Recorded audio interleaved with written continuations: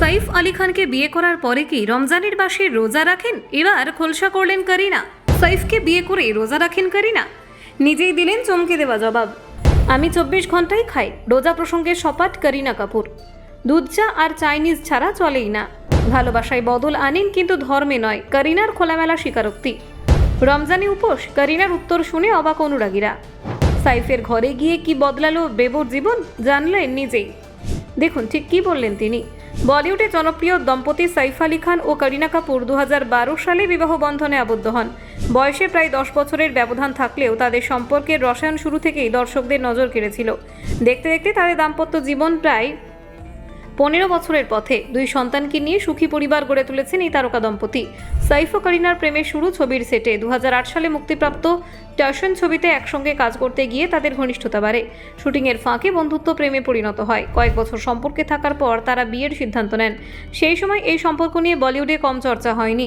করিনার ব্যক্তিগত জীবন বরাবরই আলোচনার কেন্দ্রবিন্দুতে। সাইফের আগে দীর্ঘদিন তিনি সম্পর্কে ছিলেন অভিনেতা শাহিদ কাপুরের সঙ্গে।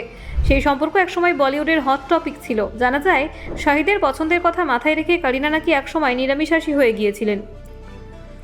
অতীতে একাধিক সাক্ষাৎকারে করিনা জানিয়েছেন তিনি যাকে ভালোবাসেন তার পছন্দ অপছন্দকে যথেষ্ট গুরুত্ব দেন।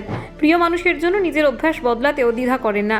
তাই স্বাভাবিকভাবেই প্রশ্ন উঠেছিল, সাইফকে বিয়ে করার পর তার জীবনযাপনে কি তেমন কোনো পরিবর্তন এসেছে? বিশেষ করে রমজান মাসে রোজা রাখা নিয়ে নানান জল্পনা ছড়িয়েছিল। সাইফ মুসলিম পরিবারের সন্তান হওয়ায় অনেকেই ভেবেছিলেন করিনাও হয়তো রোজা রাখা শুরু করেছেন। কিন্তু এই জল্পনায় নিজেই জল ঢেলেছেন অভিনেত্রী।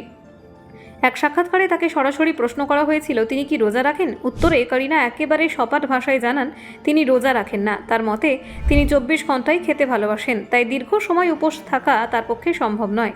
খাবারের প্রতি করিনার ভালোবাসা বরাবরই পরিচিত। বিশেষ করে দুধ চা তার নাকি খুব প্রিয়।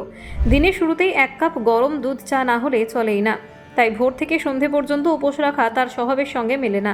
শুধু তাই নয়, সপ্তাহে অন্তত একদিন তিনি মুখরোচক খাবার খেতে চান। ডায়েট মেনে চললেও মাঝে মধ্যে চিট ডে উপভোগ করতে ভালোবাসেন। বিশেষ করে চীনা খাবারের প্রতি তার দুর্বলতা রয়েছে বলেও জানিয়েছেন তিনি।